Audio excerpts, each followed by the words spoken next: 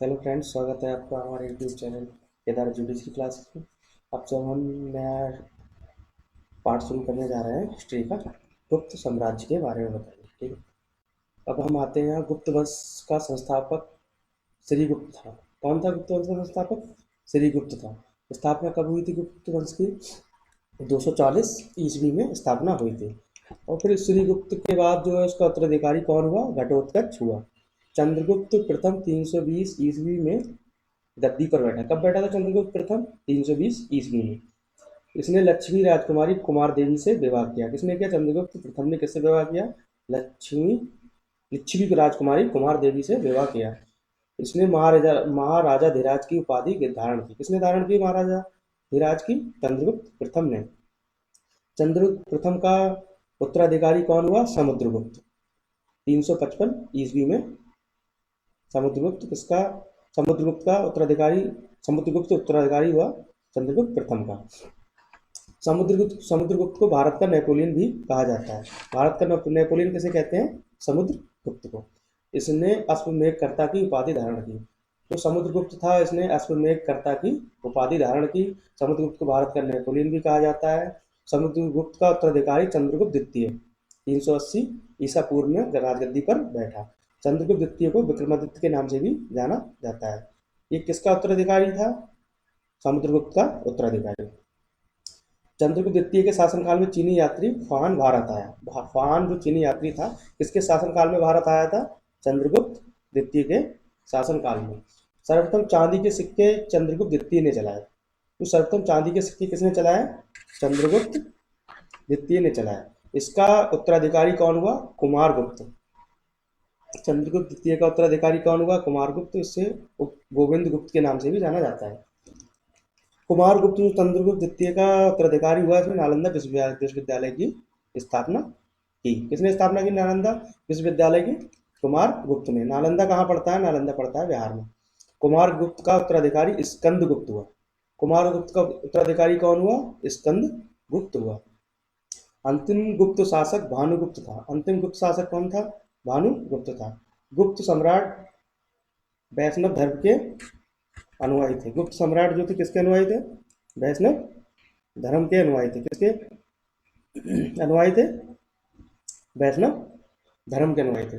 चंद्रगुप्त द्वितीय के दरबारी कवि कौन था? चंद्रगुप्त द्वितीय का दरबारी कवि कालिदास था। आयुर्वेदाचार्य धन्वंतरी भी चंद्रगुप्त द्वितीय के दरबार में थे।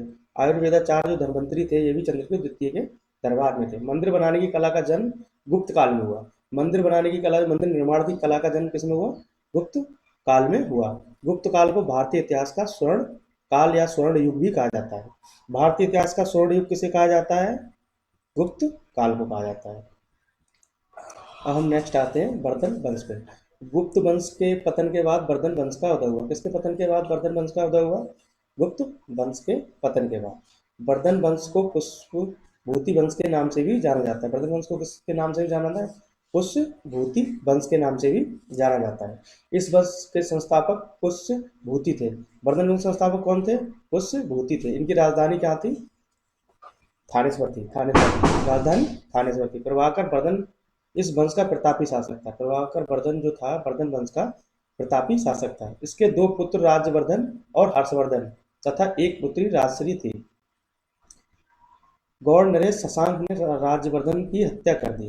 गौड़ नरेश किसने हत्या की? गौड़ नरेश शशांक ने राज्यवर्धन की हत्या कर दी। राज्यवर्धन की मृत्यु के बाद उसका छोटा भाई हर्षवर्धन जो था छोटा भाई, राज्यवर्धन की मृत्यु के बाद 606 ईस्वी में थानेश्वर की गद्दी पर बैठा।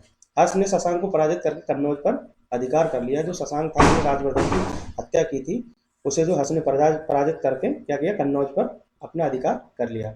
चीनी यात्री ह्वेनसांग हर्षवर्धन के शासनकाल में भारत आया। चीनी यात्री जो ह्वेनसांग था, ये किसके शासनकाल में भारत आया था? हर्षवर्धन के शासनकाल में भारत आया। बाणभट्ट हर्ष के दरबारी कवि थे। बाणभट्ट जो थे किसके दरबारी कवि थे? हर्षवर्धन के दरबारी कवि थे। हर्ष को भारत का अंतिम हिंदू सम्राट कहा गया है। तो पूछते हैं कि भारत का अंतिम हिंदू सम्राट किसे कहा गया है? हर्षवर्धन को कहा गया है। हर्ष द्वारा रचित 3 संस्कृत नाटक हर्षवर्धन द्वारा जो रचित 3 संस्कृत नाटक है, प्रियदर्शिका, रत्नावली तथा नागन। कौन कौन से हैं? प्रियदर्शिका, रत्नावली तथा नागानंद। हर्ष और पुलकेशिन द्वितीय के बीच नर्मदा नदी के तट पर जो युद्ध हुआ हर्ष और पुलकेशिन द्वितीय के बीच, इसमें क्या हुआ, हर्ष जो पराजित हुआ किससे, पुलकेशिन द्वितीय से। हर्ष के मंत्रिपरिषद के मंत्री को सचिव या अमात्य कहा जाता था। हर्ष के मंत्रिपरिषद के जो मंत्री थे वो उन्हें क्या कहते थे, सचिव या अमात्य कहा जाता था। अब हम आते हैं नेक्स्ट यहाँ प्राचीन कालीन ग्रंथ एवं उनके लेखक। प्राचीन कालीन जो ग्रंथ थे और उनके लेखक के बारे में अब हम यहाँ बात करते हैं। अब ये पूछते हैं राजतरंगिणी जो थी पुस्तक ये किसके द्वारा लिखी गई थी। राजतरंगिणी जो है कल्हड़ द्वारा लिखी गई थी। अब हम गीत गोविंद की रचना किसने की थी, जयदेव ने की थी। और अष्टाध्यायी जो लिखी गई थी किसके द्वारा लिखी गई थी, पाणिनि के द्वारा लिखी गई थी। चरक संहिता किसके द्वारा लिखी गई थी, चरक संहिता चरक के द्वारा लिखी गई थी। ब्रह्म सिद्धांत किसके द्वारा लिखा गया था, ब्रह्मगुप्त के द्वारा लिखा गया था।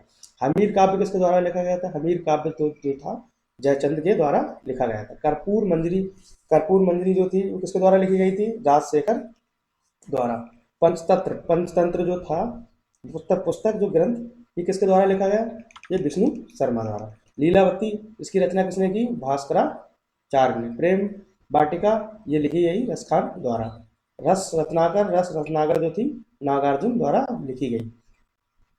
और हर्षचरित की रचना किसने की, हर्षचरित की रचना बाणभट्ट ने की। बाणभट्ट जो था हर्षवर्धन के दरबारी कवि थे, इनने हर्षचरित की रचना की। नाट्यशास्त्र की रचना किसने की, नाट्यशास्त्र की रचना जो किसने की थी, भरत मुनि ने की थी। मुद्रा राक्षस किसके द्वारा लिखी गई है, विशाख दत्त द्वारा।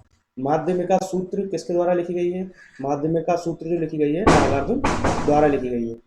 कुमार संभवम ये लिखी गई है कालिदास द्वारा। रघुवंशम की भी रचना किसके द्वारा हुई है, कालिदास द्वारा। कादम्बरी लिखी गई है बाणभट्ट द्वारा।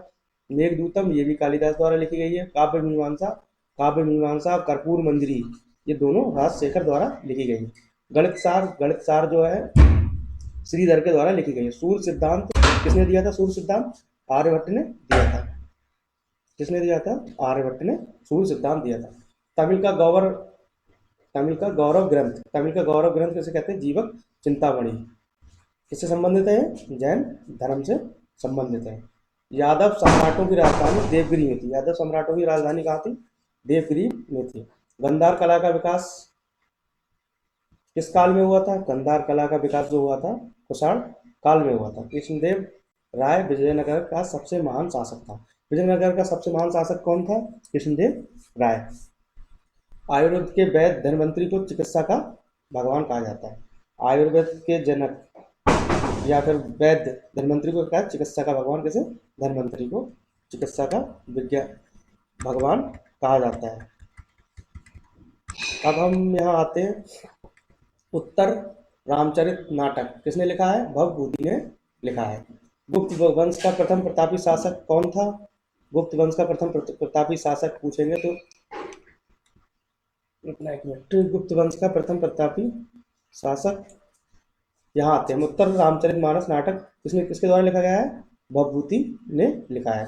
गुप्त वंश का प्रथम प्रतापी सम्राट कौन हुआ, चंद्रगुप्त प्रथम हुआ। चोल राजा राजेंद्र ने त्याग समुद्र की उपाधि धारण की। चोल राजा थे राजेंद्र, इनने क्या किया, त्याग समुद्र की उपाधि धारण की। कनिष्क को द्वितीय अशोक कहा जाता है। द्वितीय अशोक किसे कहते हैं, कनिष्क को। भारत में प्रथम स्वर्ण मुद्राएं यूनानियों द्वारा चलाई गई। ठीक है साथियों, अब हमारा प्राचीन भारत यही समाप्त होता है। अब नेक्स्ट वीडियो में मध्यकालीन भारत का आपके लिए कराएंगे। ठीक है, धन्यवाद।